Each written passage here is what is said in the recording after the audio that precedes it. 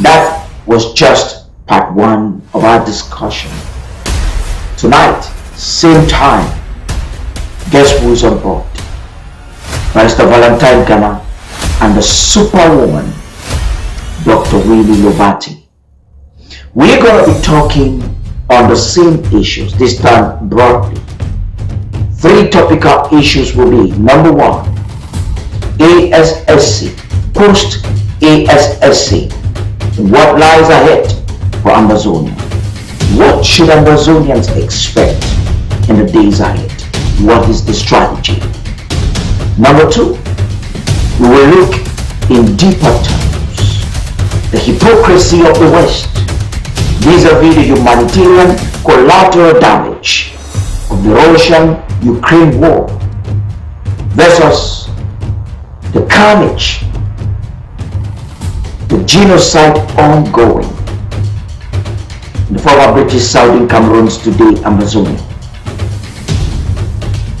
That notwithstanding, do not forget, I promised to take you through how Mr. Arnold misled Coopers and why he must not escape a whip. You cannot afford to miss tonight's program for anything in the world. It shall be informative and educative. I look forward to seeing you. 8 p.m. Amber time, exclusively on ABC Amber TV.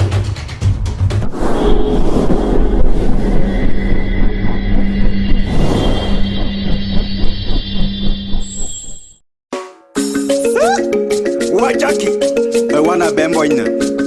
Ilalina jumjangway. Master Robusta on the beat. Chum chuma,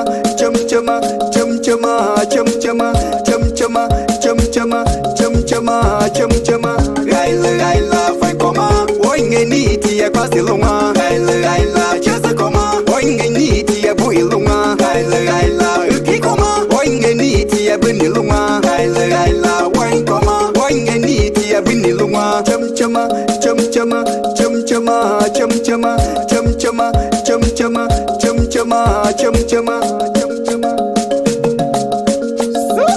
Kom kuda veteran. Ina nikiti. Ina bana wine coma. Wine coma. Big problem. I really needed. A good videographer. And I kept searching. And searching. There are so many choices. It's really hard to find one that has all the things on my list. But I finally did it. Yes! Thank you. If you were looking for one as well, Look no further. Here's a really good one. Just use mine. Use mine. I'm very satisfied. Definitely recommend. Problem gone. thank you.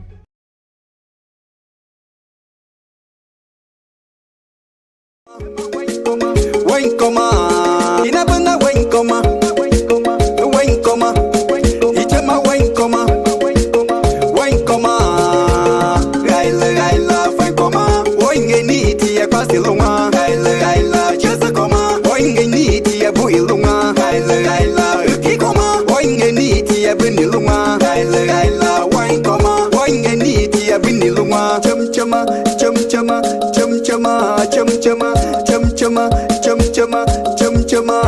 chuma. Baba tuma andong mala bema no yeng mala. Ma wenti twa fa ne lung ya na ma timbu lung ya yiping ye kia. Fa chu ma nya ma lo chu ma nan dong ma se kia ma chu wai nang wai ne fi jikide. Ina bana wai koma. Wai koma. Ichema wai koma. Wine coma, ina bana wine coma, wine coma, ichema wine coma, wine coma, chum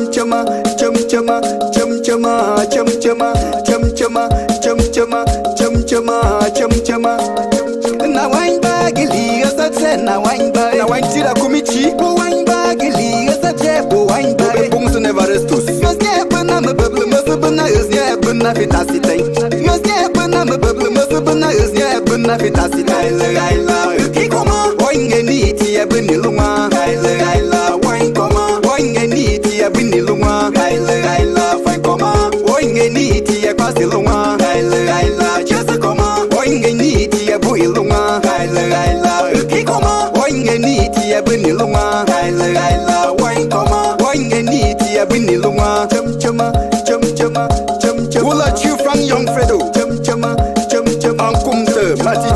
divine. Move it on I orashus. Do the do. Sango money. You the you. Matimba Ronald. Chia Collins alias Papa Joe.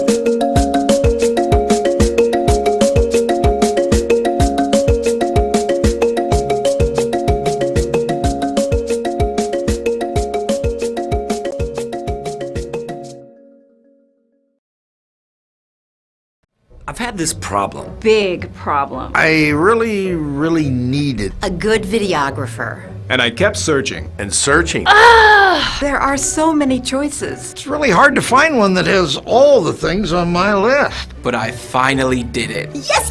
Thank you. If you were looking for one as well, Look no further. Here's a really good one. Just use mine. Use mine. I'm very satisfied. Definitely recommend. Problem gone. thank you. I've had this problem. Big problem. I really needed. A good videographer. And I kept searching. And searching. There are so many choices. It's really hard to find one that has all the things on my list. But I finally did it. Yes. Thank you. If you were looking for one as well, Look no further. Here's a really good one. Just use mine. Use mine. I'm very satisfied. Definitely recommend. Problem gone. thank you. I've had this problem. Big problem. I really needed.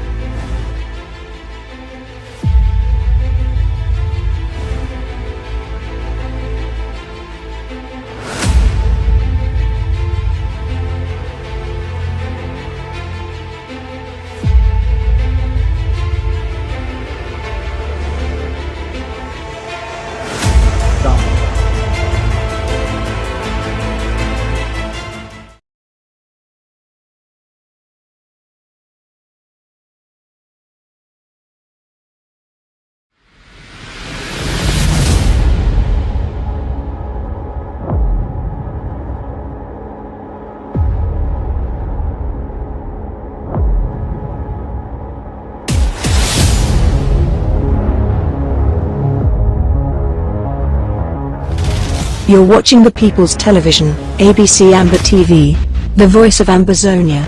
Stay tuned.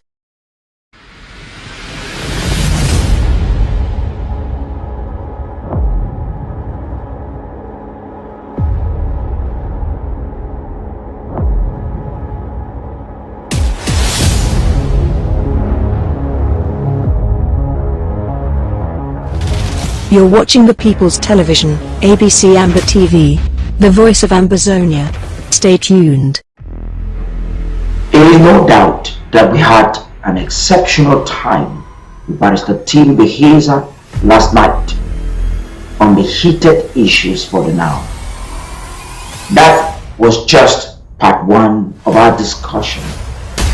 Tonight, same time, guess who's on board? Barrister Valentine Gana and the superwoman, Dr. Winnie Lobati. We're going to be talking on the same issues, this time broadly. 3 topical issues will be: number 1, ASSC, post-ASSC, what lies ahead for Amberzonia. What should Amberzonians expect in the days ahead? What is the strategy? Number 2, we will look in deeper terms, the hypocrisy of the West vis-a-vis the humanitarian collateral damage of the Russian-Ukraine war versus the carnage, the genocide ongoing in the former British Southern Cameroons, today Amberzonia. That notwithstanding, do not forget, I promised to take you through how Mr. Arno misled Coopers and why you must not escape a whip. You cannot afford to miss tonight's program for anything in the world. It shall be informative and educative. I look forward to seeing you. 8 p.m. Amber time, exclusively on ABC Amber TV.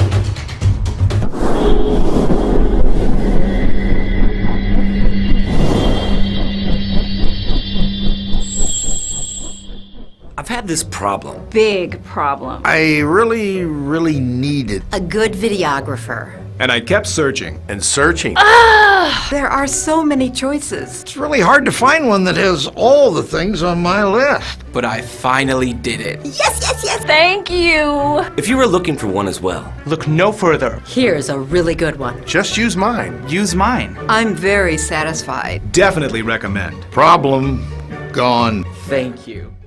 I've had this problem. Big problem. I really needed. A good videographer. And I kept searching. And searching. There are so many choices. It's really hard to find one that has all the things on my list. But I finally did it. Thank you. If you were looking for one as well, Look no further. Here's a really good one. Just use mine. Use mine. I'm very satisfied. Definitely recommend. Problem gone. thank you. I've had this.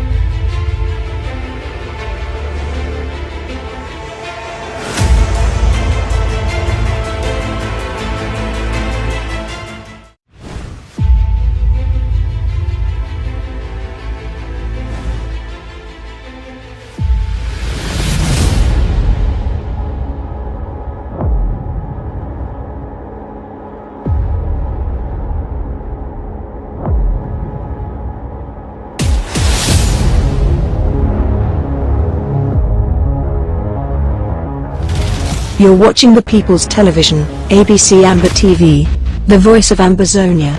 Stay tuned.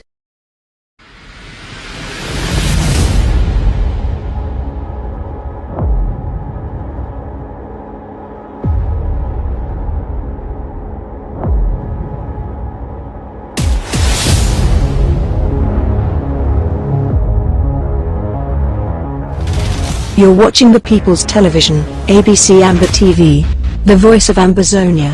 Stay tuned. Anakima Tomboki, BM na c'est le scram, Robina Lelo.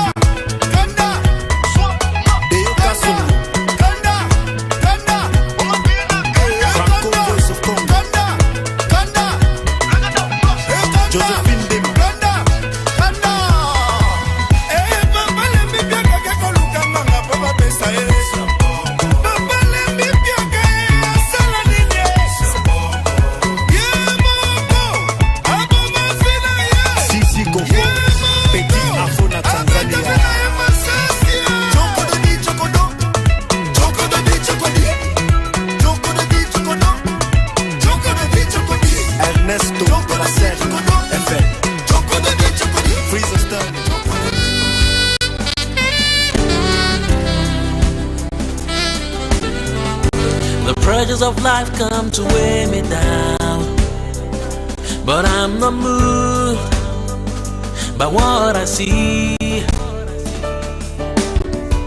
They come and they go, but I stand strong.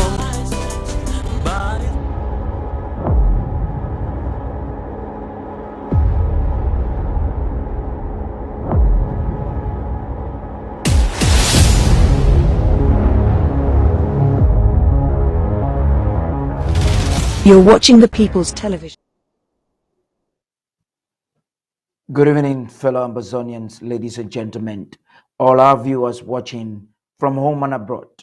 You're welcome to this very special broadcast. I want to specially thank you for joining again. This is part 2 of our discussion, and the topical issues that you know is post-ASSC. What lies ahead for Amazonia? What should Amazonians expect? What are we hoping that will change the ground game in the days ahead?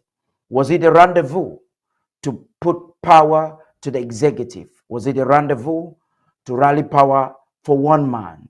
Was it actually a stakeholder strategic conference? And if so be, tonight we have on this platform 2 exceptionals, and you know them. Dr. Winnie Lobati, I would say the Secretary General of the defunct, deleted, extinct Restoration Council, and Barrister Valentine Gana, who is a legal mind and a very active stakeholder of our struggle. Before we even think of going into that discussion, I want to congratulate all those who are participating on our social media platforms, on Facebook and on YouTube. Tell somebody to tell somebody that we're live. Continue to share very widely, because we're discussing things that will change generations. You cannot be out. You cannot see from the east side. You've just got to be involved in this. And your participation in this program is a smart way to be a part of this life-changing, epoch-thrilling project post-ASSC. That notwithstanding, I ask you to wait just for a while, as we will be right back.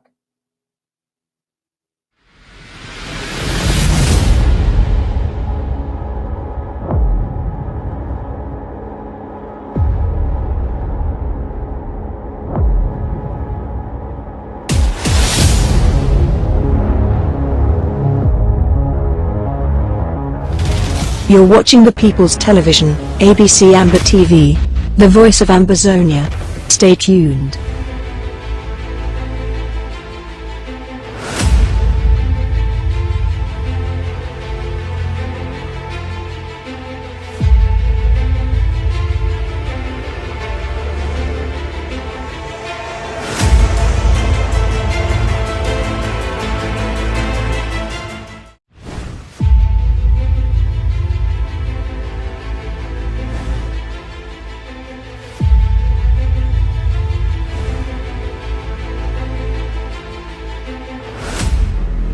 There is no doubt that we had an exceptional time with Barrister Tim Beheza last night on the heated issues for the now. That was just part 1 of our discussion. Tonight, same time, guess who's on board? Barrister Valentine Gana and the superwoman, Dr. Winnie Lobati. We're going to be talking on the same issues, this time broadly.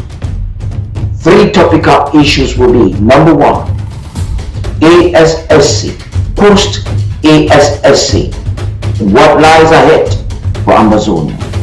What should Amazonians expect in the days ahead? What is the strategy? Number 2, we will look in deeper terms the hypocrisy of the West vis-a-vis the humanitarian collateral damage of the Russian-Ukraine war versus the carnage, the genocide ongoing in the former British Southern Cameroons, today Amazonia. That notwithstanding, do not forget, I promised to take you through how Mr. Arno misled Coopers and why he must not escape away. You cannot afford to miss tonight's program for anything in the world. It shall be informative and educative. I look forward to seeing you. 8 p.m. Amber time, exclusively on ABC Amber TV.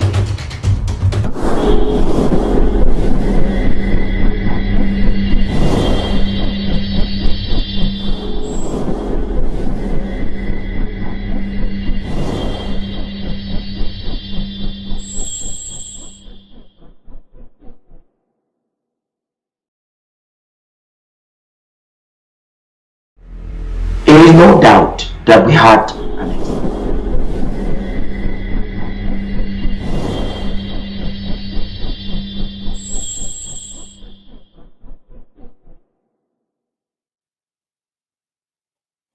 You're welcome back. Today is going to be another long night, and we have experts, I would say active participants. These were both committee heads of ASSC2. We're back from Washington, and a lot of things are happening, a lot of concerns. I would crave your indulgence to permit me read to you a communique that was sent out by the chairperson of Amazonia Foundation last night that will set for us a platform to commence our discussion. And I also have a message on the attack of Patasang in Kondengi. We have a detailed report from a victim, thanks to our wonderful team. So we will be giving you details of that. It is so unfortunate that why we strategize to fight Cameroon, to actualize our restored independence. Those who are Southern Cameroonian born, I would say Amazonian born, are fighting to stop us. The enemy now uses us against us. We're fighting even the incarcerated.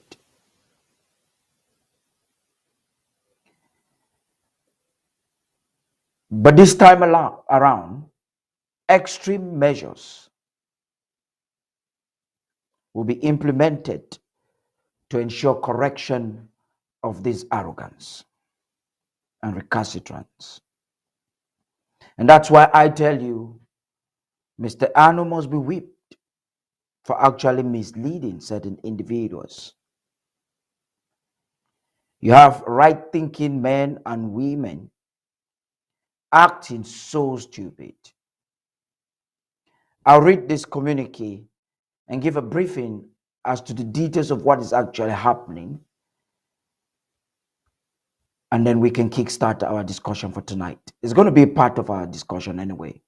And just before I forget, tomorrow at 6 p.m. Amber time, the chairperson, Madame Victorine Yagni and Madame Iringwa, will be live with me again on ABC Amber TV to give you details as to what is happening in your treasury.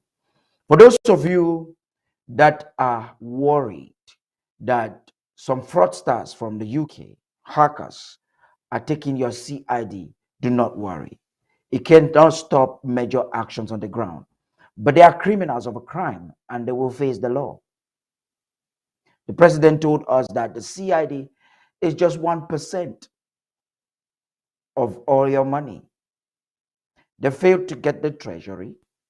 They are now swindling funds at the back end. So I'm just going to read this communique. It has some details. Then we can talk. The Office of the Board of Directors. Wire fraud alert. Fellow Ambazonians and community of donors. It has come to our notice that some treacherous and unauthorized individuals who have been dismissed from managing the back end of our website, they have been dismissed. The dismissal was not done by a clandestine meeting that Mr. Arno held in the ghetto. It was done via legal means. It was done as per recommended by the laws of the United States of America, where this organization is registered. So unauthorized individuals who have been dismissed from managing the back end of our website are illegally diverting your CID funds, just 1%, but must not be taken lightly. Your CID funds from the website, trying to siphon our Ambazonia Foundation funds in Europe, UK, and Australia banks into their private accounts, not controlled by the Ambazonia Foundation or its registered affiliates. They are stealing from you by tampering with the payment platforms on our website, www.ambazoniagov.org, www.ambazoniafoundation.org, and www.cidambazoniacitizenship.org. However, our Ambazonia Foundation bank accounts in the United States are all secured and under control of our board of directors. The board has engaged appropriate law enforcement agencies to investigate these wire fraud activities and seek legal redress. In the meantime, we urge all Ambazonians, take note. In the meantime, we urge all Ambazonians who are currently paying their CID to hold payments immediately, while working hard to take back control of our payment platforms. We are in the meantime soon to establish alternative and sure payment platforms for our national treasury, just as we did with ABC Amba TV. Once this is completed, you will be officially notified to re-engage your recurrent donations. Rest assured that the board and management of the foundation, under the oversight of your interim government, is doing everything necessary to keep your finances secure and help law enforcement to handle every felon involved in the racket. Done this 18th day of March 2022 in the United States. Signed by Victorine Yagne, the chairperson, board of directors. Thank you, Ma Victorine, for this proactive move. It's high time, Ambazonians, we start putting a check on arrogant behavior. It's high time we start disciplining recalcitrants like that of Arnold. The reason why I'm highlighting him, because he is the chief recalcitrant. He is the chief rebel. Sometimes if you want to do dirty politics, you need to do so with knowledge, not with foolishness. At least you should understand that you can be dirty even with the law. It is, I wonder if Mr. Arno and acolytes were aware that the Ambazonian Foundation is registered in the United States of America and has procedures and is backed by the laws of the United States of America. Mr. Arno deceived his audience, the vulnerable, told them that by some means he had the powers to hijack their treasury. The president called those group of individuals, demented Confucianists, who taught in their school that by some proxy, by some mystical whatever, by typing worthless letters, senseless letters, letters that disregard our constitution, they were going to take over a treasury where their money is not even in it. I like to remind Amazonians that these individuals, since last year, stopped paying money into the national treasury, went on the social media and campaigned for funds not to be contributed in the national treasury. 3 months later, if that is not witchcraft in motion, 3 months later, you come into a place where your money is not in, where you have strategically advocated against to hijack. It will not be justice to all Ambazonians who believed in the vision of the president, Dr. Samuel Ikome Sako, to allow these culprits go scot-free. It will be injustice if they are not brought to book or checked this time. And I recommend extreme measures. This arrogance in Amazonia has got to stop. The same energy we exert on Yaoundé should be meted on these individuals. And now a certain lady, out of exuberance, should I call it youthful exuberance, is excited to have hackers put her picture on our state website. As a tutor or a teacher in the UK, she should know that's a crime. She's not a member of Ambazonia Foundation.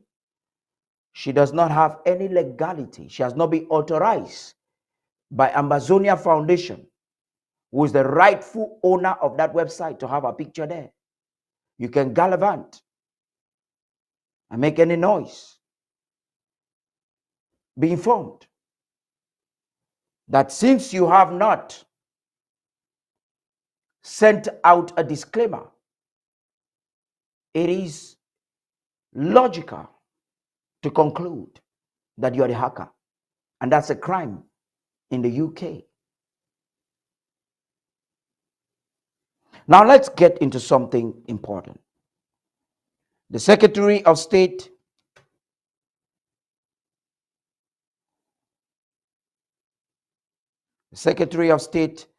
for Home Affairs and Resource Mobilization, Comrade Steve Nebafu, has just sent out a memo. I'm sure some of you would have seen. I'd like to read it. That is an update as to what is happening. We're going to have a 90 minutes discussion with the panel. I think not even up to 90 minutes. And that is going to be exceptional. But first, let me go through the memo. All coordinators of counties, all chairpersons of local government areas, basic requirements for aspiring representatives to the interim House of Representatives, Federal Republic of Amazonia. As per Resolution A, Section 1, Subsection I of the CGA of ASSC 2, establishing the interim House of Representatives, IHR, and Resolution 1A, 3, Subsection I, Subsection 2, on the numerical representation of the LGAs and counties. Each aspiring candidate for the position of representative of the interim House of Representatives should meet the following basic criteria. Number 1, must have paid in full the stipulated draft amount for the year 2020. Must have paid at least half of the stipulated, that's number 2, half of the stipulated draft amount for the year 2021. must be CID compliant. Number 4, must be a loyal and committed member of his or her LGA county. Number 5, aspiring candidates must have read and understood the interim constitution of the Federal Republic of Amazonia. So I'd like to know, will there be some form of a quiz? I recommend that you have a quiz. They should be able to explain some technical issues. I think there's a saying, the elders say so, not me. Once bitten, twice shy. We must not make assumptions. The reason why I expect that they should be able to recite or answer some questions is so that the document will be used for them or against them. We saw a house previously, the deleted, extinct, defunct house that was made up of a mixed multitude. Special institutions, federalists, coup plotters, rebels. Think about it. Their comportment can only be described as such. If you see old men in suits that look at a document, deny to acknowledge it, what are they? What makes a difference between them and those in the ghetto? No difference. I'm not insulting. I'm just saying that is what they are, because that is their behavior. A man's behavior represents him. And we're not going to let representatives in the House, county chairs, LDA chairs, Amazonians take note. Like I told you yesterday, your future is in your hand. Whoever you're sending into the House is a decision of the future that you're making. And this time, you have a duty. ASSC2 created for us a platform to take responsibility and to make sure that we do not have a repeat of primitive behavior like the previous house will show. We're not going to have a head of the house who is so ignorant and adamant of very basic issues. That should not happen. Not in our generation. Not today. Not after 60 years. We could blame John Guffoncha because he was just a primary school headmaster. History will not forgive you and I if we tolerate such a thing in this day. And the interim government must start looking for ways to stop the disgrace where everyone can just split and destroy the name. There is a way out. I believe so strongly that we can have something done and done right really very soon. Now, if you have your government and you claim you are a majority, then you can mobilize money with your majority. You do not need to take money that does not belong to you.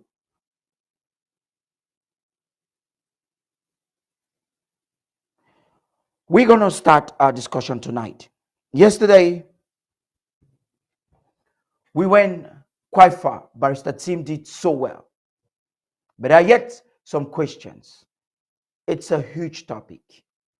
What should Amazonians expect during this time? What is the game plan?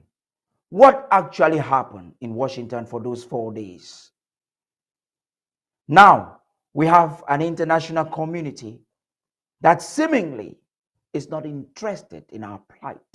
If so be, why are they talking more about Ukraine and less about Amazonia? Do our lives really matter? We're going to compare and contrast the calamity or calamities that have taken place in both territories. The humanitarian collateral damage in Ukraine versus the humanitarian collateral damage in Amazonia. And before I do that, before I transition into the studio to meet with Dr. Winnie Lobati, permit me to read to you. Thank you, Kemi Ashu, for being so proactive. She's the one that is helping us to have firsthand this report at this time. We are very grateful. I want to read it. It has been written by Dr. Mo Takwi. So permit me to just read it out to you. It's quite important.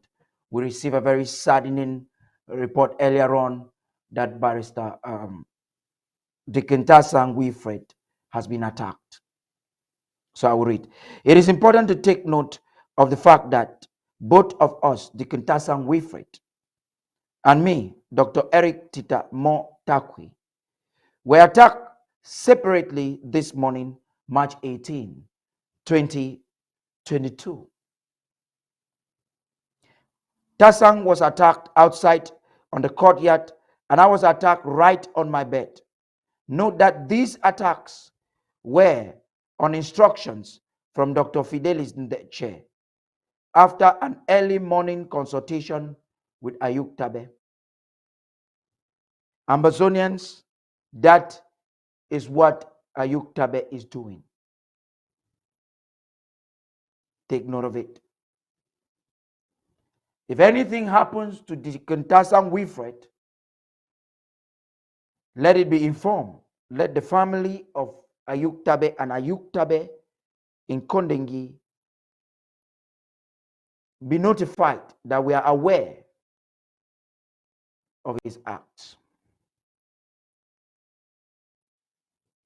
Proof of the attack that Ayuk Tabe was aware of the plan to attack both of us is that though the whole prison was aware of the acts, Ayuk Tabe has pretended like nothing has happened. Just as he pretended when I was attacked late last year. He has acted like nothing worth taking note of has happened today. These violent physical attacks on us actually started long ago. Late last year, the same boys who attacked us today were actually commissioned by Dr. Fidelis in the chair to come and kill me. The three who came to attack me, when asked if someone was dead or why are they so tense, they actually told Tasang that though no one has died, someone was going to die. The three then took off for my cell with the intent to strangle me to death. But as God will have it, they got to my bed while I was on my phone. And instead of strangling me, as was the plan, they got distracted by the phone, which they started struggling to seize. So we fought on the phone until other prisoners intervened and I was saved. Let me just say something. They are illegal detainees, or do you want to call them prisoners? They have been illegally detained in Cameroon, and they are protected not just by the Cameroonian laws, not just by the kangaroo courts in Yaoundé, but by international law. If anything happens to Dikin Tassang, Cameroon government should be put to notice. You have no choice but to protect them. If anything would happen to Dikin Tassang,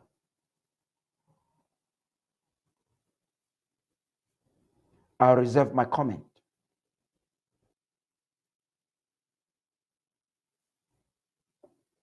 Today, the same Dr. Fidel is in the chair.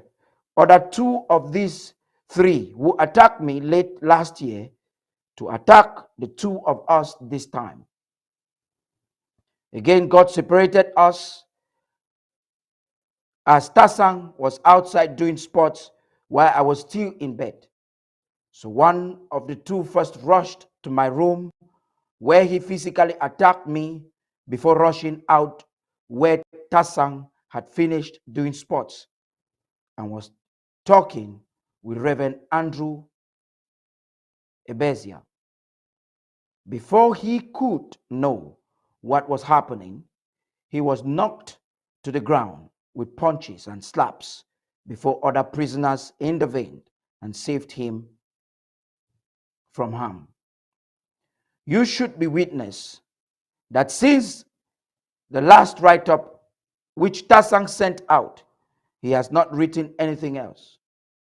So the physical attacks on the two of us today is just a confirmation of the desperate desire to see the two of us eliminated at all cost.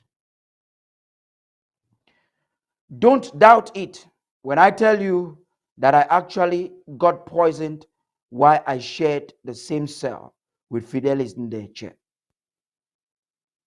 The picture they have been peddling on social media in which I look terribly frail and spent was just when I was recovering from that act of poisoning. In fact, I recovered from that act of poisoning thanks to my strong traditional anti-poisoning medicines. This information is coming from Dr. Mo Takwi. Thank you, sir, for your courage. Thank you for informing Amazonia. Amazonians, this same Ayuk Tabe, who is now plotting to have Amazonians beaten in jail, is the same Ayuk Tabe. Anu wants us to hand over the struggle too.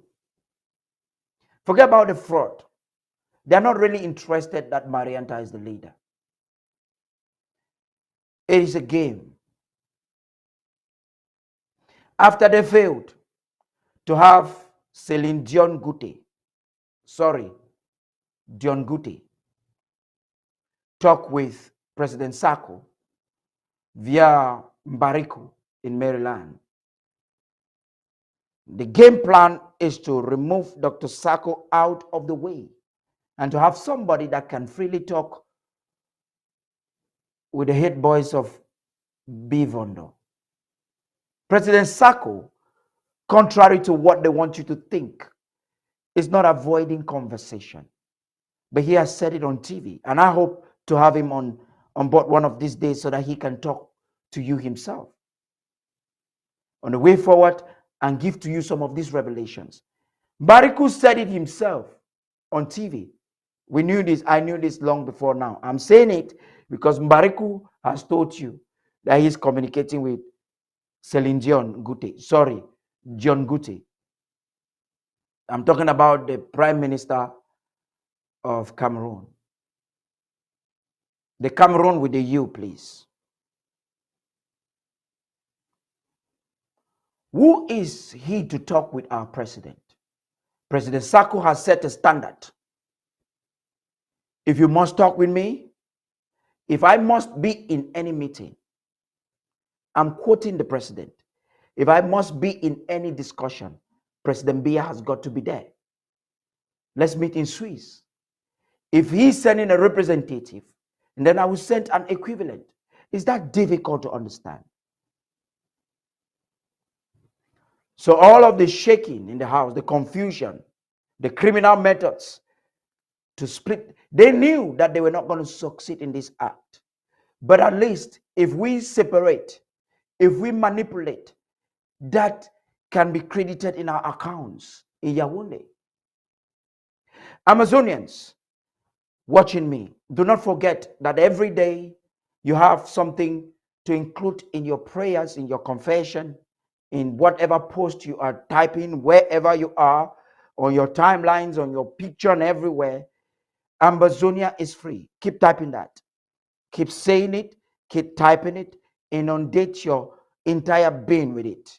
Yaounde doesn't like to hear it. Evil practitioners, demons don't even want you to hear that. Just keep saying it. Don't stop. Amazonia is free. At this time, I will transition in the studio to have our discussion start. Stay tuned.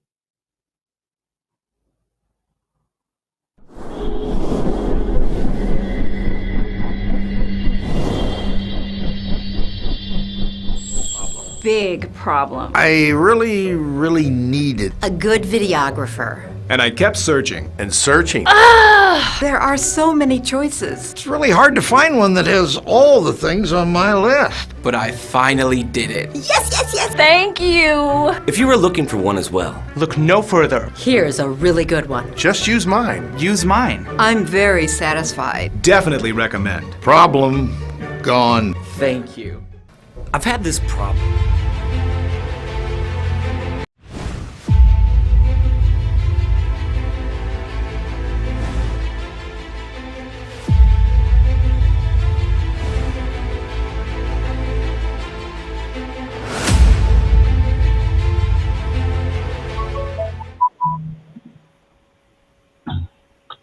Okay, ladies and gentlemen, good evening and welcome.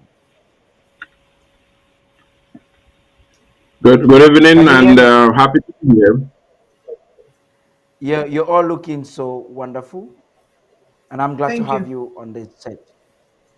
We will have this discussion for about an hour, really quickly, because there's another very important program coming up on top of the hour, Ethics of an Emerging Nation, coordinated by um, Ma Dorothy Ngwa. But let's get started really very quickly. If I should ask you, Dr. Winnie Lobati, ladies before gentlemen, if I should ask you to give to us an appraiser of what this conference was to you, really very quickly, for about 2 minutes, what will you tell Amazonians this conference was? And Barrister Valley, you have just the exact same 2 minutes to give to us those details. Okay, thank you, Paddy. Viewers all over Amazonia, the world, um, via YouTube, Facebook. Um, you're welcome to our show today. It's Paddy inviting us, and we are his guests and living in his living room of the big world. So thank you, Paddy. And I want to I feel bad for some of the, let me say, communiques you just read at the beginning. None of them are one that we should be really having in this part of the world. I can see that happening in a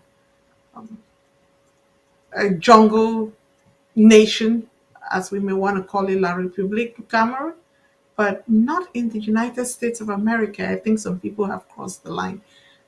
Just leaving that behind, let me go on to that which is good news. The good news is the ASSC2 came and it's gone. What were the highlights? Seeing all Amazonians from all walks of life engage. The plenary sessions were really, really good because those of us who were working in committees and presenting, we were inundated with questions, which meant Amazonians were engaged. That's a good, healthy, vibrant look of our democracy that will be ensuing once we get to ground home front. Um, the delegates also, we had a lot of glitches here and there, but we were resilient that we overcame those quickly and moved into our voting booth, which were the links or the places where we had to vote. And the voting took place and the resolutions were out. Three big categories of changes. Number one, I will start it in terms of priority. The constitutional amendment, us having the ability that our people voted, or the the General Assembly or Constituent Assembly voted that we could amend the Constitution. That took place. I will let Barrister Valentine deal with that. And then the big change was, or the bigger change that people were expecting and looking forward was that of changing our legislative structure in terms of how it will function, how it will be renamed. I think people did not realize it was not about really how it will function more per se. The new name that emerged, the Interim House of Representative, which is reflective of what we lost while Honorable Dwa was his office was seized from him. I call it seized because that was what it was really, and he was pushed out of office. And that name just is reflecting a continuation. And like I said, it's a relay. So we basically pick that baton and we brought it over, let me say, to diaspora. That's why it's still interim. Once we get back to Boya, that interim will be out of there and it will be the House of Representatives of the people of Ambazonia. I was so elated to see the engagement level of our people, their questions, their concerns, their joy and passion to see this happen and come through. Of course, we're going to go in detail about some of the major changes that happen. So, thank everyone that was a participant, whether you came in sneakishly in the back door and you were afraid or you were not so sure, or you even only came to critique. That's all democracy. Thank you all for participating. It's welcome, but even if you came to critique, it should be critique without disruption. And we welcome all that. We are, just as each one of us have a different face, so is our personality and how we view things. Thank you, Paddy. Thank you. Barrister Valley, please. Do you want to move a little bit towards your left so that you can frame yourself? Just move yourself towards your left or your camera towards so that you can be well framed. Just do it again. No, the opposite direction. No, no. Change the direction you're doing. No, take the opposite. Yes, that's good. Keep going. Okay. Go again. Go again just a little bit. No. Okay. Go the same direction that I say is good. Okay, let me see. No. Let me see. The opposite direction. Perfect. The opposite? This is where is you're it supposed better to be. now? And this is good now. All This is right. good now. Okay. Yes, talk to us. Give us to us an appraiser, please. My appraisal of the ASSC2 conference that took place was one. It represented, by the way, before I speak, greetings to Dr. Winnie Lobati, and it's a pleasure to be on this platform with her, and a reminder of our appreciation due to her for the hard work which she has done. A lot of work was done prior to the convention, which was very successful. But again, like I began saying, the ASSC2 convention was a reset of our commitment towards our emancipation quest. You know, it was a reminder of the need for constitutionality and lawfulness, even while we are on the journey in pursuit of regaining our sovereignty. The ASC2 also was a corridor, a conduit to re-emphasize the empowerment of the grassroots of this God-ordained movement. And as we saw with the resolutions that came out, the grassroots, the LGAs, the home front was the empowerment was enhanced. Also, the ASC2 was a reiteration of our right to self-determination, of our right to statehood, of our right to an autonomous nation within the armpit of Africa and in the Gulf of Guinea. Also, it was a re-emphasis of the level of sacrifice which our people, which Ambazonians are willing to make to attain or to regain our sovereignty. So it was very inspiring, very uplifting, and may I say it pleases my all to say it was very successful, and it was a manifestation and a public display of government by the people, uh, for the people and of the people, whichever way that quote appropriately goes. But it was government coming from the grassroots and coming from the people. So that was very, very inspiring. Thank you very much. Very quickly, Dr. Lobati, I understand that we left ASSC and finally buried defunct Restoration Council. We now have the interim House of Representative yet to be constituted. We also left with a new name. It is no longer Ground Zero, but Home Front. Now, what were the technicalities involved in making those decisions, and what is the significance of it all? Dr. Lobati, please, you have about 3 minutes for that. Thank you, Paddy. I think I touched to that a little bit earlier, that when, let me call it, post the plebiscite and our independence, the Southern Cameroons had a House of Representatives, and the Prime Minister was voted out of that house, Bobby Joa, and we know how that story ended. So, and we have been emphasizing the interim government is the restoration of that government. Now, some 60 years later, we are restoring the government, even though we haven't yet had our feet touching Boya in the home front. But we have to start preparing for when our feet would touch the ground.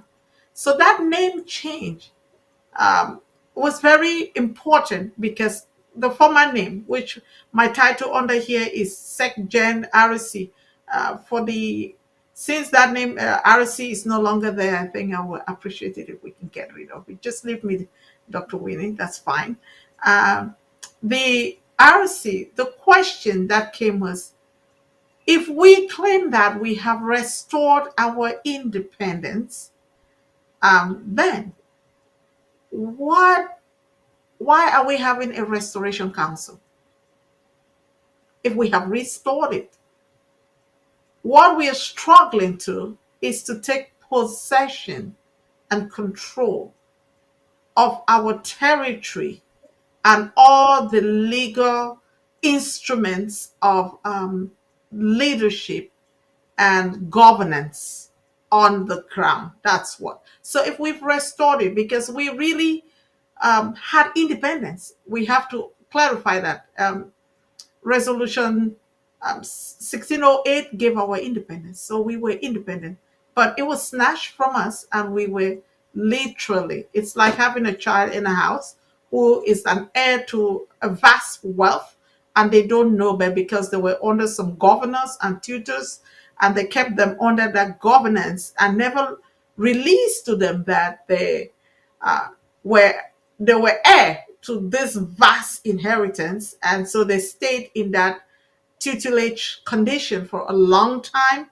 And then when they came of age and read, I like the story of the Lion King of Disney World, because it reflects that. So when they came of age, Simba came of age, Amazonians came of age, and we said, no, no, no, we can't stay like this. We've restored our independence. Yes, former President Julius Ayuk Tabe declared that. Prior to that, I think it was already declared also in Boya, or Radio Boya, some years prior. However, the momentum of the air, knowing what they had not yet dawned on us, or many of us. So when we came to this maturity level, we restored it and put our stake in the ground. And our stake is we are an independent people. We have restored what was stolen from us, but we are fighting to push out the thief and there's what they call squatter, the squatter that is squatting on our property, and we're going to get them out. So that was relevant and important that that name change also happened to reflect where we are and where we are heading as a legislative body. Thank you very much. Barrister Ghana, please. I want us to look at the legality of this Constituent Assembly totally replacing not just the name, but the concept of that house.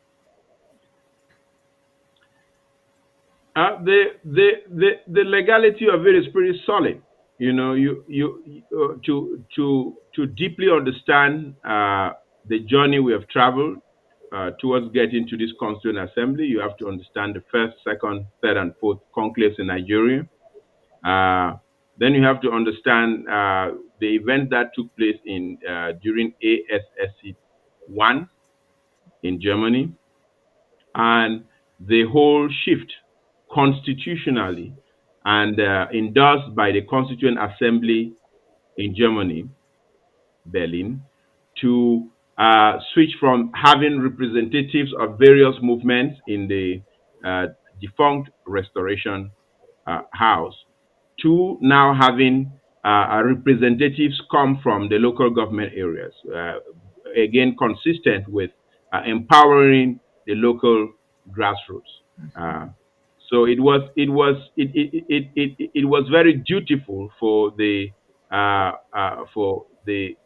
executives of the current interim government to call a constituent assembly and have that constituent assembly decide on how things were going to evolve, and the approval that was given by the constituent assembly during transparent votes that took place, emanating from debates that took place in the various committees, established the legality of this transition beyond any doubt. So it's refreshing to at least see the leaders of this revolution, at least some of the leaders, adhere to constitutionality and adhere to sourcing the power and the authority they have through the will of the people, and in this case, represented by the will of the people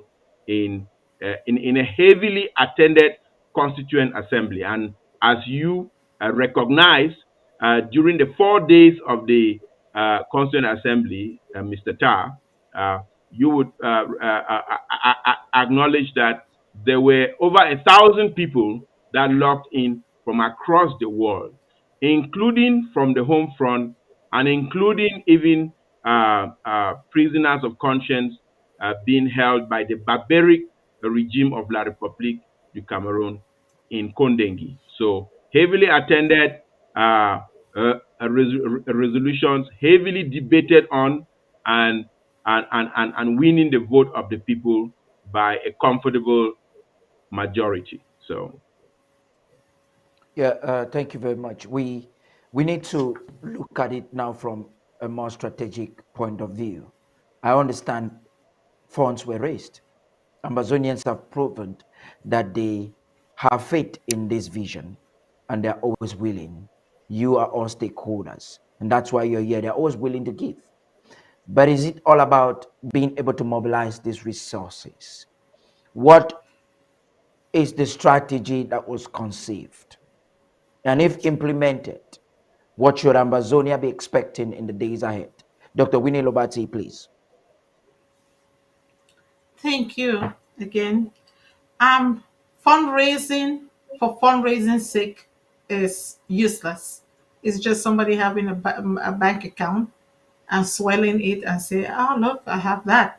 But if you have to live as a pauper, and just have your bank account swollen. It means nothing.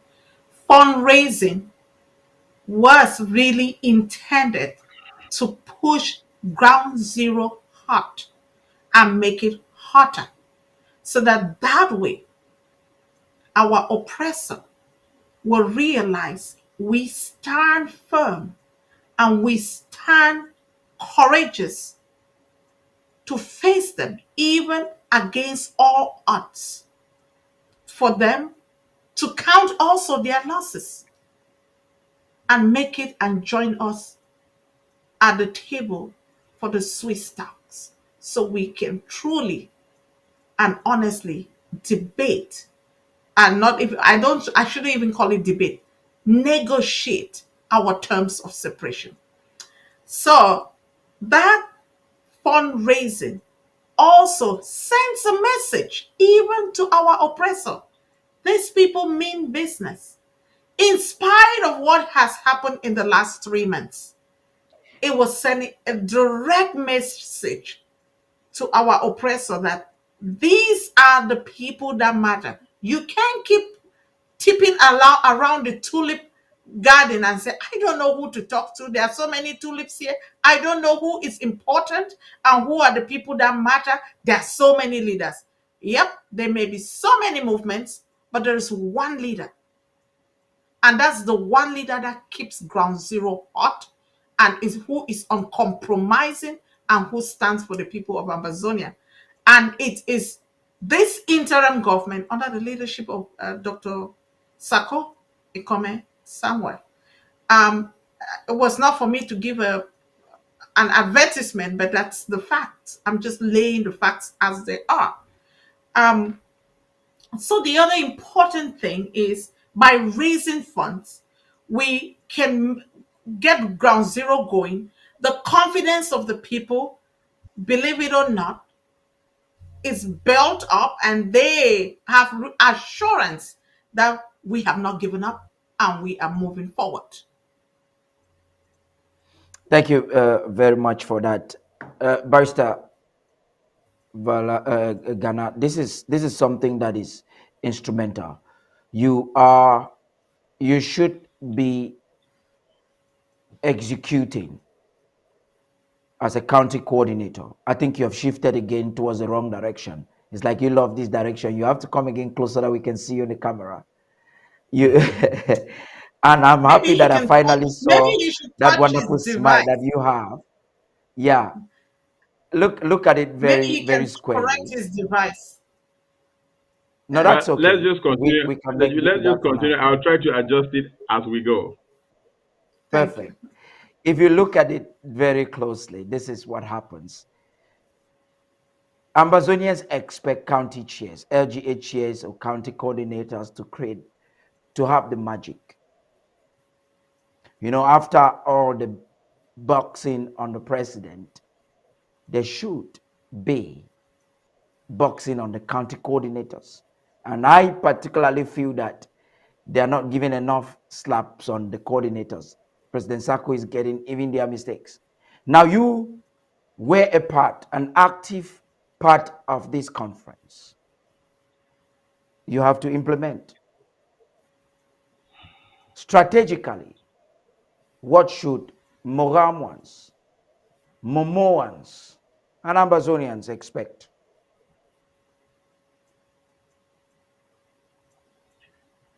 Strategically, first, yes. First of all, you said this conference and a lot of what has been going on have been somewhat of a distraction. Uh, but I think speaking for those of my county, I can emphatically say that we did not allow ourselves to be distracted, despite the fact that there were some elements that tried to distract the strategies, defense and otherwise, within the county. Um, Before I answer that, there's something I just want to say to appeal to Ambazonians of the various movements, of the various dispensations of leadership. I just want to say that people should extract themselves from that expectation of thinking that you have to be a leader to be able to contribute towards the emancipation of Ambazonia. People should really disabuse themselves of that notion. If you are thinking that you have to be a leader, if you're thinking that you must be in the cabinet or that you must replace President Sako in order to contribute towards the liberation of Ambazonia, then you do not really know what our emancipation case is about.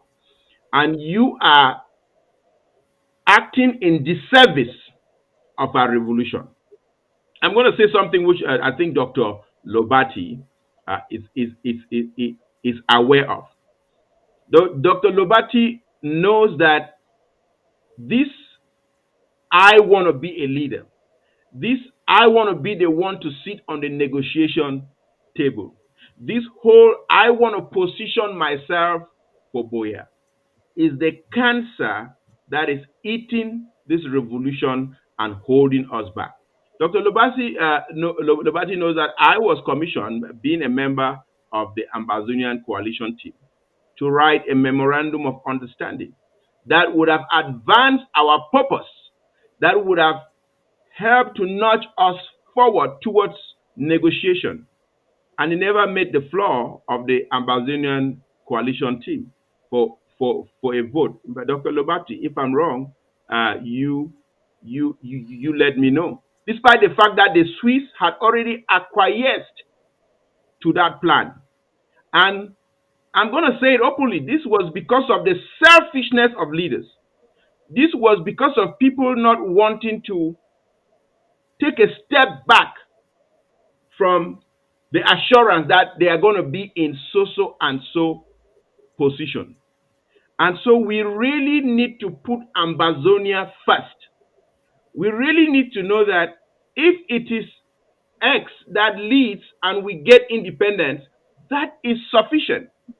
Personally, even if I'm not the leader of Mogamo or the chair or the county coordinator of my county, I would still be emphatically working towards our independence. In fact, I can't wait for my turn as county chair to run out so that I can go do other things like on the diplomatic front that this revolution really needs.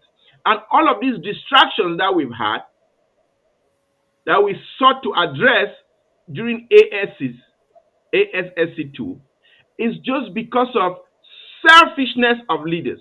It's just because of egoistic tendencies. And so I want to appeal to the leaders that they need to take away these egoistic tendencies and know that we are fighting to defend the autonomy of Ambazonia on the blood of over 40,000 of our citizens that have been slaughtered by La République du Cameroon. How can you be positioning yourself for material aggrandizement in Boya over the blood of these grandmoms, these little girls who've been raped, who've been slaughtered, who've been thrown into frying oil? What is it in our minds that we cannot deprive ourselves of that arrogance of always thinking that we should lead and we must contest Sako and take over unconstitutionally before we can contribute our full to restoring our independence? So, you know, they say the lawless in thought will always become the lawless in action. And we saw how that manifested itself prior to ASSC2 and continues to manifest itself after. But I just wanted to make that point. I'm pleading. And I'm pleading to the grassroots. Don't support leaders who are individuals, because I'm not going to call them leaders, because leaders will not be arrogating that kind of arrogance. Don't, all of you in the grassroots, don't support these people, because when you're supporting them, consciously or unconsciously, you are helping to slow down this revolution. And so, pardon me, well, I don't want to apologize for it because I really needed to say that. Looking at the constitutional violations that happened. But I just wanted to appeal to Ambazonians that we are as close to restoring our sovereignty as we can be. And we some of these selfish individuals are trying to snatch defeat from the jaws of victory. That is an aberration. Thank you. Now, Barrister Gana, I stay with you. Thank you for that interjection, I would say contribution. But then there's something you have not answered. After having been back from Washington, reinvigorated, what should we expect from you as a county coordinator? What should we see on the ground? What do you expect other county coordinators to emulate? This should help us give a clarity as to what stakeholders strategize. It is a stakeholder strategic conference, meaning we should be coming from that conference with strategies. So what should we expect from you, sir? What they should expect from me and from the county, all the county coordinators, is to focus on what is essential towards liberating our people. Self-defense, of making it hot for LRC and for France, because France is actually the principal in this struggle. What they should expect from us is to focus on providing those who are providing self-defense in Amazonia on the home front with the necessary and requisite tools towards defending our people and bringing heat on the occupier. As we have seen in Ukraine, just like Amazonia was invaded, Ukraine was invaded. I know someday we might need Russia's help, but truth has to be told. And Ukrainians need the tools to defend their nation, a sovereign nation, a member of the United Nations. Just like Amazonia is a nation that should have United Nations membership status consistent with UN resolutions 1514 and 1608. So we don't have foreign backers backing us. For example, the EU and Japan and the United States backing Ukraine. But the God Almighty, the good Lord, has invested in us Amazonians being in the diaspora for over 60 years. So we are the ones we have been waiting for. We saw that 2021 was a very victorious year in terms of our heroes and fighters that took up arms to bring heat on La Republique. 2021 was one of the most successful years in this revolution. What should they expect of county leaders? To up the ante towards bringing not just a repeat of 2021, but an enhancement of that heat. And that is going to happen when we in the diaspora open our wallets and contribute those funds and stop soliciting and subscribing to lies and falsifications about President Sako, unproven lies, unsubstantiated allegations. So yes, they should expect for the ante against La Republique to be brought on. And us in my county or in our county have been making the strategic moves, or strategies which I should not disclose on this forum. But the rest of the world and La Republique should not misinterpret quiet for the absence of pregnancy for action. Momo is very pregnant for action, and La Republique will find out sooner or later. Yes, you've just helped us to set the stage for the next part of our discussion, which has to do with the conspiracy of the international community vis-a-vis the Russia-Ukraine war and the ongoing genocide in Amazonia. But before, please, is it all about donations or money? Now, quickly, just very briefly, not more than a minute, please. Do you think, as per the strategy we have in our hands, you have told us you don't want to divulge them on this platform. Do you think, if implemented collectively, unwaveringly, passionately, we can have a better year, 2022? Barrister Gana, please. Without a doubt, it's not that I think. I know we will have a better year. I knew We are light years away from when we began this struggle. I know that our heroic fighters are more armed than ever. They are more strategically positioned as ever. And they are more spirited in their ability to defend Ambazonia as ever. So don't be fooled and don't underestimate that. Thank you very much. Dr. Winnie Lobati, you are going to start this next part of our discussion, and it's quite instrumental. Look at this. We had Mr. Bia on the 22nd of September slaughtering babies. We've seen Mami Api. 500 villages have been razed down. In their dungeons, thousands of our people are in prisons. We've just read a letter or a memo from some of them right now. And that Cameroon is using Ambazonians to kill them. We have, based on our statistics, that is as much. Some have simply disappeared. But as much as we could count, more than 35,000 of our people have died. When the media even wants to talk about our story, from a media perspective, there is no seriousness. I'm talking about mainstream. But today, the entire world is fidgeting, jittering. Every station house. In fact, the war in the Ukraine has virtually replaced COVID-19 on the mainstream. I wonder if the science involved has changed. If you have to talk, Dr. Lobati, how will you describe the comportment, the attitude of the international community, not just to Amazonia, but to Africa, when it comes to humanitarian crisis, or how they react and respond? What will you say? Paddy, it's with a heavy heart, I would have to say that. If you read George Orwell's book, Animal Farm, all animals are equal, but some animals are more equal than others. That is that international conspiracy that you're talking about.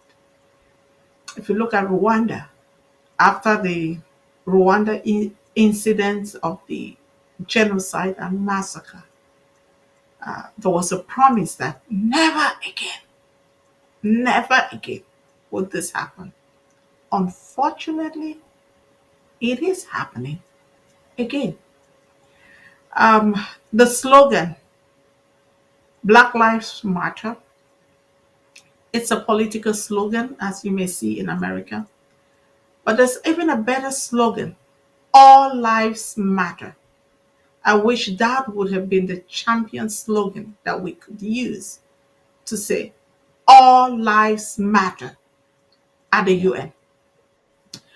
Because our babies thrown in hot oil, shot in their cribs, grandmothers raised in houses, I guarantee you, if that were happening, believe it or not, while we may look at Ukraine, what is happening in Ukraine, let's accept the fact that it is wrong. And they deserve all the help they're getting. But what is not right is the fact that we have a problem in Amazonia or southern Cameroon. The world has turned the other face. All we have are assurances, Swiss-led process, let's go talk, and nobody, no sanctions, except the UN that put some sanctions. But those sanctions were not strong enough to deter La République or even pull them to the table. I think the only language La République understands is firepower on the ground. When our boys defend their territory, defend their people, defend the home front to the level that it causes some casualty to their military. It is sad, but it is the reality we are in today to realize that George Orwell's book, Animal Farm, is still playing even in the 21st century. How can we regress this? I never saw Ukrainians going in front of embassies all over the world demonstrating like we did. We've done for over 5 years, done demonstration, been in front of the UN. But I think there is a key thing here. We as Amazonians, we need some strategic connections, and in those connections that are fruitful. We may demonstrate, turn in papers, we may write, but as long as we don't have those strategic connections, be it in the media, be it in the political or international or diplomatic front, we will continue to lag behind, and we will be those lives that don't really matter. But we want to change this narrative. Let the lives of our people really matter, because every life, every person is created in God's image, and they deserve the right to live, and to live as we would say in America, and the pursuit of happiness. We are entitled. We have those rights to pursue happiness and live in a democratic society. So do Amazonians. In essence, you are enforcing the fact that we Amazonians need to take responsibility. We have our destiny in our hands. Nobody will win it for us. Nobody will fight it for us. The indication is out there. If you cannot see it clear, Barrister Gana, you have taken out your time to do extensive study when it comes to our historicity and legality.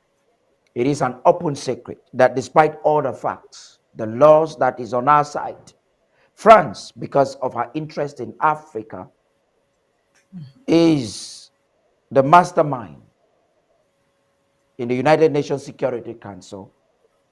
He is the engineer of the lukewarmness of the West when you want to talk of mainstream media.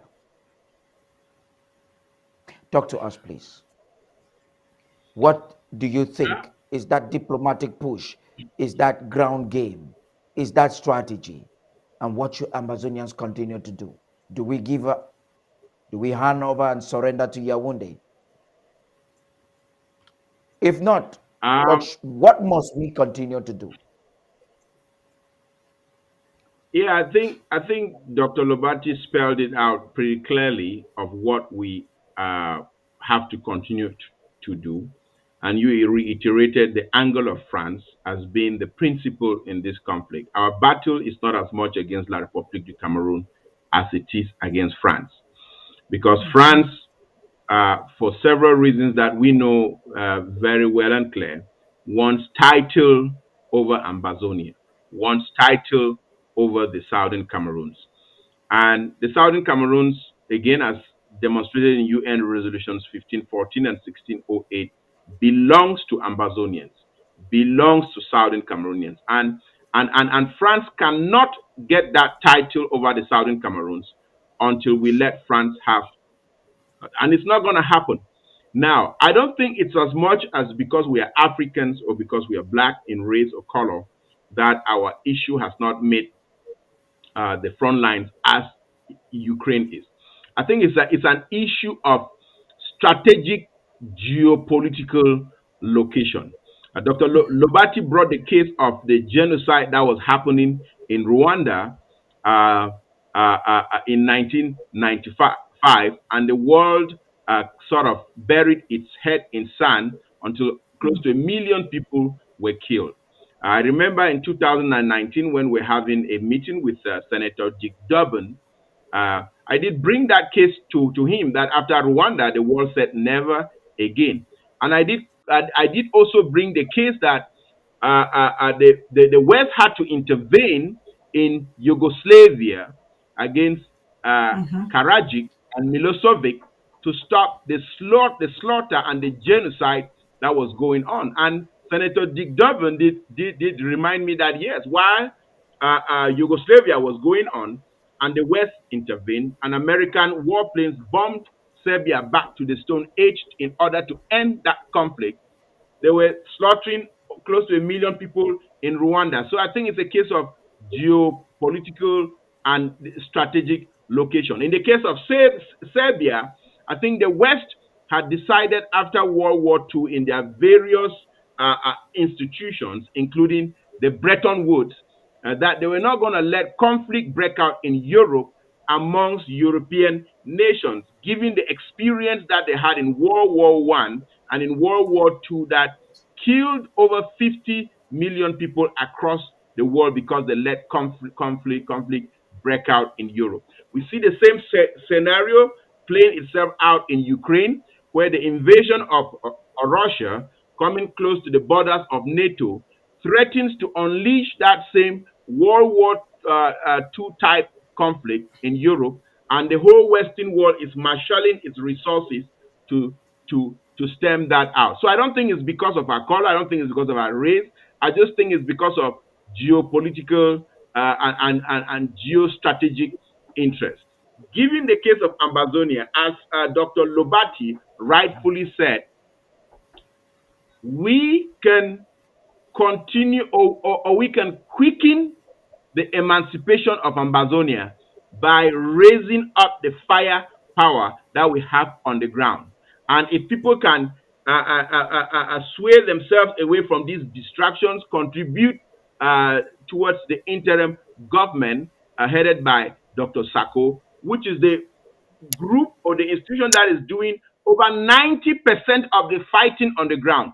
The interim government, let me emphasize on that, the interim government under Dr. Sako is the Amazonian government that is doing over 90% of the fighting, while the other groups are positioning themselves for power once we succeed. If we can just support the interim government and continue to hammer on La Republique, that would bring things closer. And there are other things that we can do. We have not formulated a policy against France. We've narrowed our strategy to trying to fight La Republique. You cannot be fighting only the agent and holding back from fighting the principal, which is France. And I've had some conversations with the vice president of the interim government, VP Ate, on some strategies that can bring heat on France, and so that we can have a solid and a sharpened two-pronged approach, raising up the ante on the ground and bringing heat against France, so that we can bring these things, this struggle closer to the negotiation table. So while Ground Zero is doing its best to fight, we in the diaspora, we who are privy to the halls of Congress, we who are privy to all the embassies of the Western nations, we who are privy to these diplomatic officials, can focus on bringing that diplomatic heat. What we should be thinking about is the UN General Assembly is going to happen in September. What steps are we taking right now towards having a country? Maybe Serbia, maybe Eritrea, maybe Montenegro, maybe East Timor, countries that have gone through our same experience. What can we do to have them sponsor a resolution at the floor of the UN General Assembly so that our case can be brought there? So it is about geopolitical and strategic interest, but it's also about what we intelligently and strategically do to bring our case in the halls of diplomatic power around the globe. Thank you very much. That was so insightful. I have an article here of yourself, I think, while you were a student in the University of Nebraska Lincoln, and you titled it Frontiers of Exclusion Dying. We're going to get to that. I have a few things I'll just read, and then you talk to us about it, and I'll ask you some questions as to what you want to encourage students like myself, you are part of those helping to do my work, and other Amazonian youths. Lobati, I'm getting to you, and you may have to speak a little bit extensively on this. Maybe your insight. You've been in the house for about 4 years. The former house, distinct, deleted, forgotten. I wonder if it should appear in the history of the Liberation War. History writers would determine that. But then I am still thinking on how to call it in my thesis. What should I even call it? Now, you've had some experience as to how it used to function. You've had discussion with stakeholders as to the way forward. Based on your discussions, based on what you definitely should be an integral part of the reconstruction of that house. The president is expecting to inaugurate it on the 26th of this month. Are you hopeful that Amazonia will have a better representation in a quasi-legislative arm? If yes, why? Yes, I am. I am hopeful, and I think sometimes challenges and trials are a better teacher of some of the lessons that we cannot learn if we just only hear it and read it, and we don't. We Let me put it this way: we saw what anarchy can do with what has transpired, I would say, in the last 5 months. We may think it's only 4 months, 3 months. It's really 5 months. When it started in November with spreading of legs, insulting women, and then going to this, oh no, it's this and that. That was just a tip of the iceberg of what a dictator, even in this space of our revolution, and even living in a diaspora where you are exposed to democracy at its best, not perfect, that you could see all this happen, and we coming to a body called the legislative branch of the interim government that position itself as a legislative branch, a juror, Emperor. a prosecutor, and even usurping executive authority and power and ascribing it to itself. You will hear that when you hear coup d'etats happen in nations, in some of the third world nations, where they shut down everything. When you start shutting the president, you can't do this. LGAs, you can't do this county. What do you have now? It's literally an empiric or supreme. Should I say? It was almost like having a military coup d'etat, but using instruments that pretend to be democratic instruments to bring a coup d'etat at a high level. And unfortunately, most of our people were ignorant of what was happening. And in their ignorance, they did not realize that allegations do not mean guilt. They did not realize that the Constitution ascribed execution powers to the executive branch and not the legislative branch. Constitution also does not ascribe one institution to take hostage of the entire government structure and freeze it, because that's literally what they did. And it was at the dictate of one person and the people he had pulled. So we came close to having, let me say, we came close to losing this structure that we're trying to carry back. So, what have we learned? The separation of powers of the various institutions that we have within our interim government need to be highlighted and put in real context of what their role and what the Constitution states and allows, and where the other branches are. And because of that, you saw not only are we creating a new House of Representatives, We are doing that because now we want people who are empowered to understand that they are not empowered to act on their own. They are empowered to be the voices of the constituencies that they come from, and they represent those people. And as well, they are not empowered to usurp authority and cross lines where they are not supposed to, or the constitution does not allow them to do that. So I am really happy that we're going to have when the new house really kicks in and gets put in place, they will start having the right orientation. The one good thing I can say that happened is many Amazonians went now to read their interim constitution. Many did not know what was in there. So that is one good thing that came out of this, because now we were talking about the constitution, what was missed, and what And has what been is to be violated, fixed. and what is to be fixed, and what was violated, and what is missing. And so we got to fix some things that were gaps. Let me call them gaps. We filled in some gaps.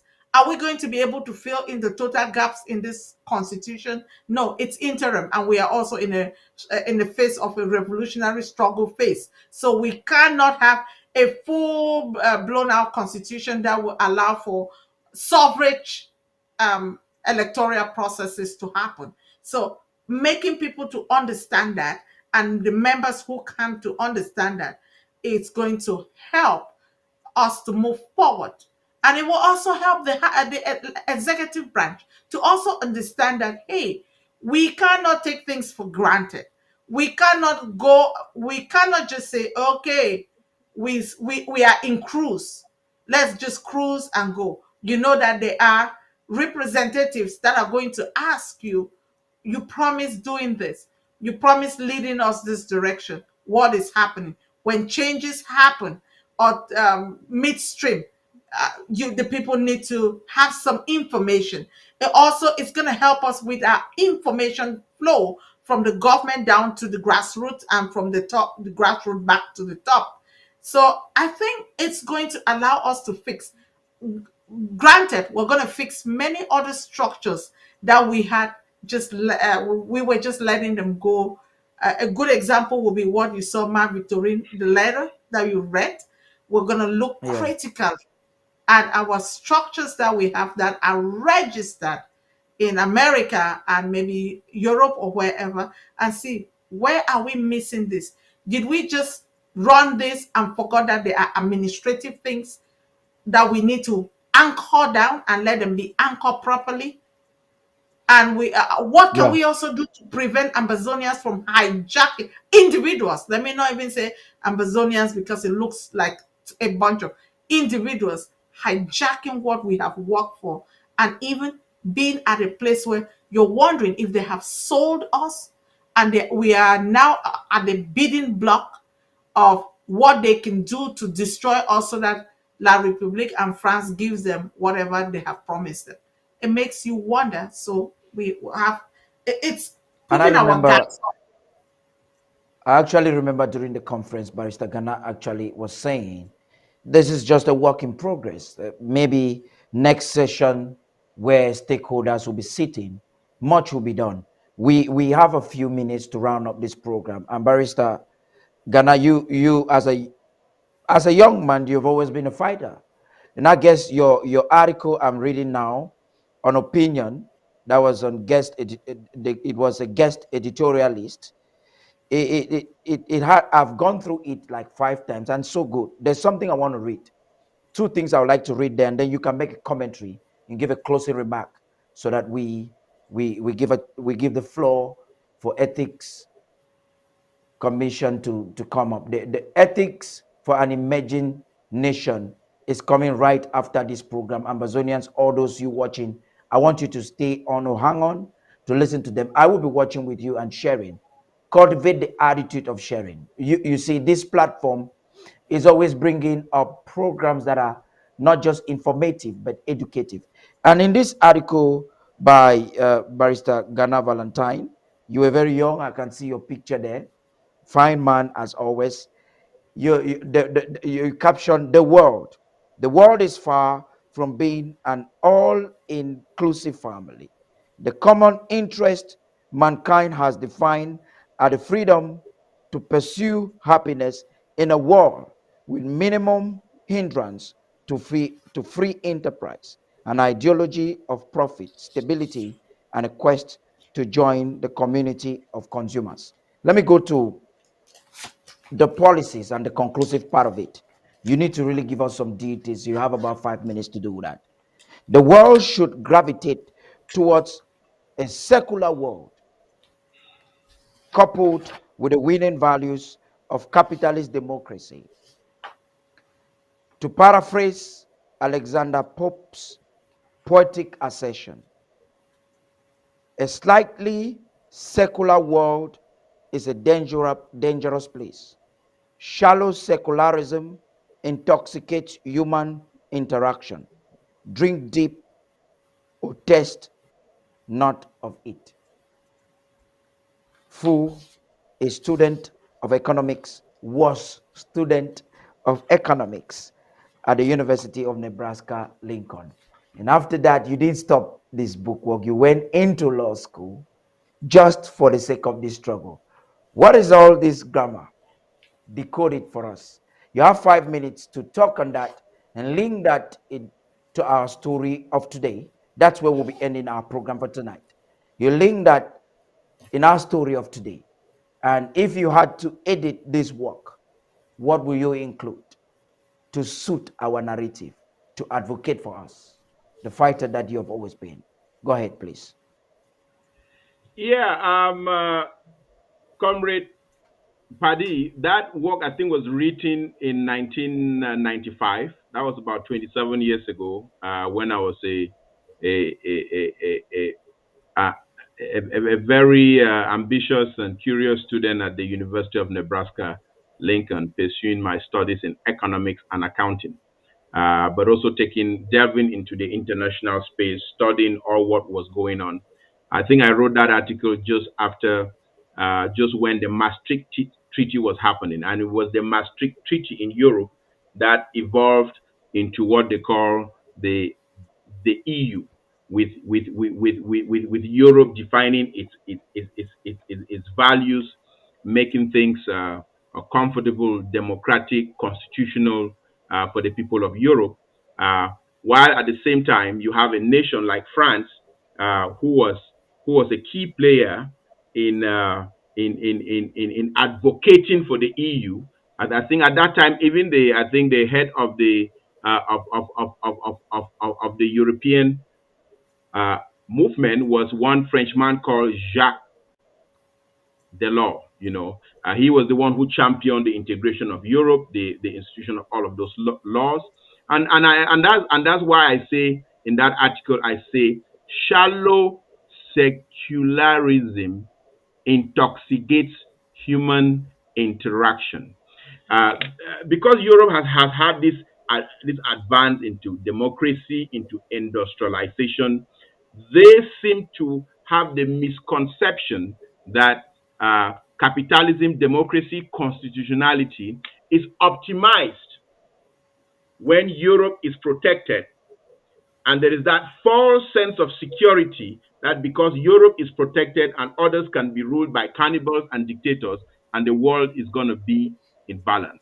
That is shallow secularism that intoxicates human interaction. As we are seeing in Eastern Europe, uh, that mode of having a cocoon of security is going to sooner or later be burst, or that bubble is going to be burst when we have dictators operating freely around the world and sponsoring and sustaining dictators in Africa, like the Bears, like the Bongos, is part of what I call shallow secularism. You cannot be France and claim ownership of Alsace-Lorraine, which came from Germany, and Alsace-Lorraine was transferred to France at the end of the First World War in the same treaty that created the trusteeship territories of French Cameroon and the British Cameroons,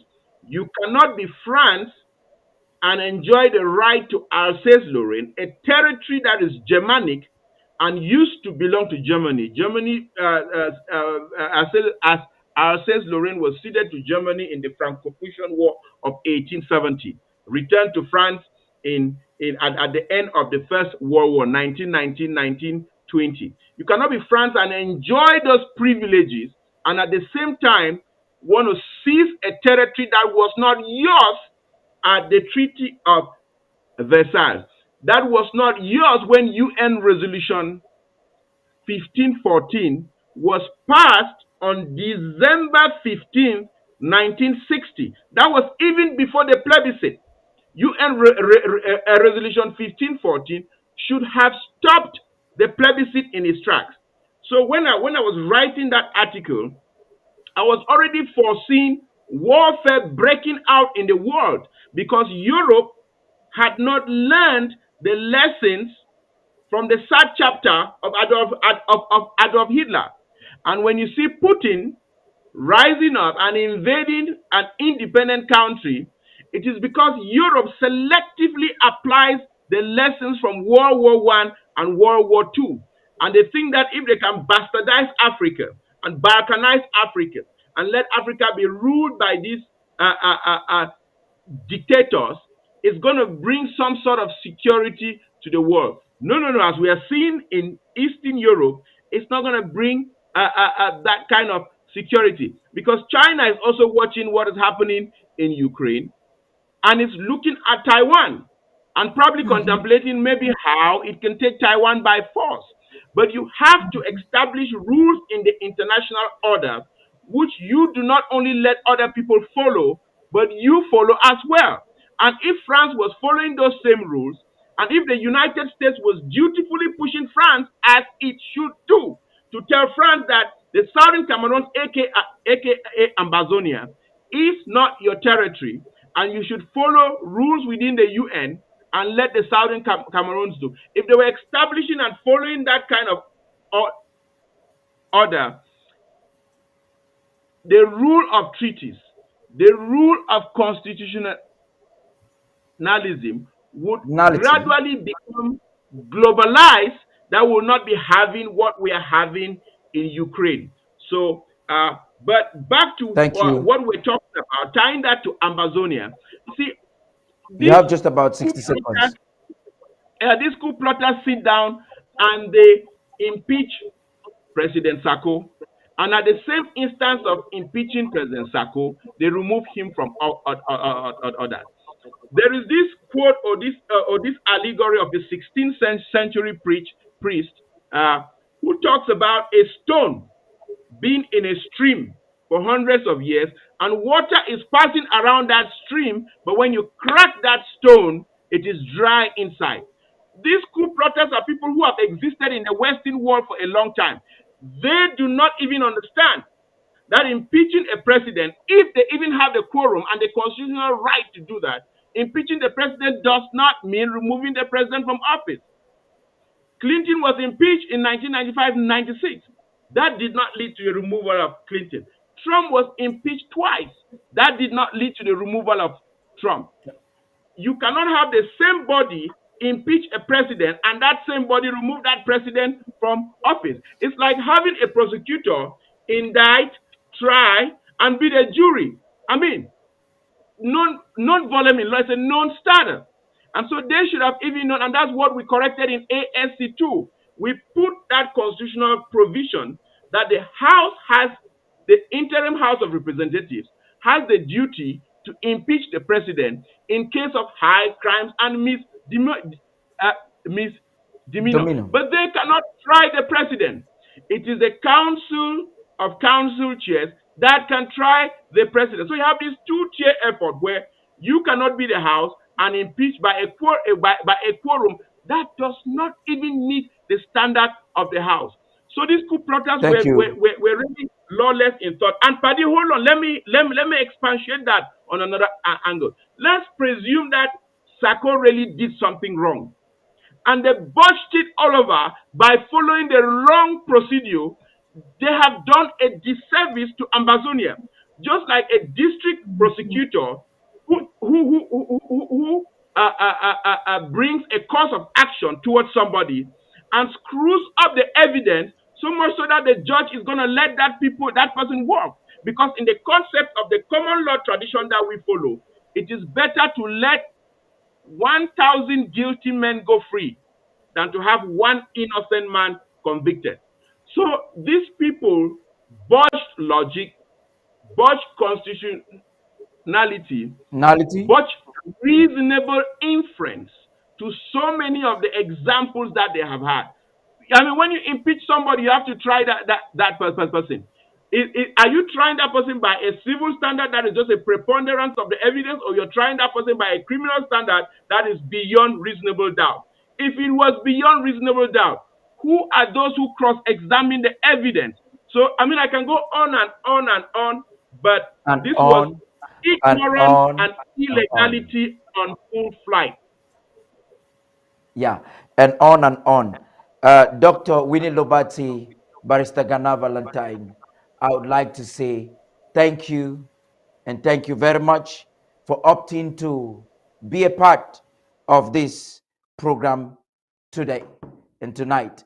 I promise you, Amazonians watching, that I will try to get, you see, this wealth of knowledge is available in our comrades that have dedicated their time here and to save and to serve us at this delicate time of our history when we are undergoing a genocide and the war is seemingly silent. I will definitely bring Dr. Winnie Lobati and Dr. Valentine Gana before the 26th of this month of March. I'll have that discussion with them and we will send out a publicity that is before the sitting or the inauguration of the interim House of Representatives by the President. I will have the two of them. You now understand that we must not allow rascals determine our fate in a ghetto by purportedly impeaching.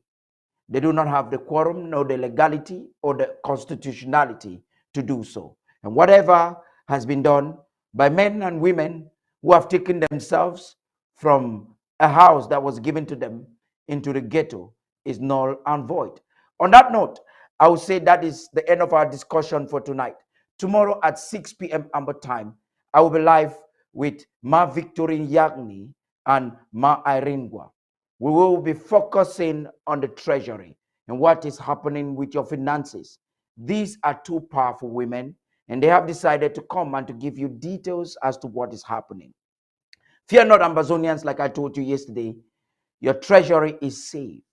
Your CID is safe. If any fraudster in the UK has tampered with it, they're going to pay it.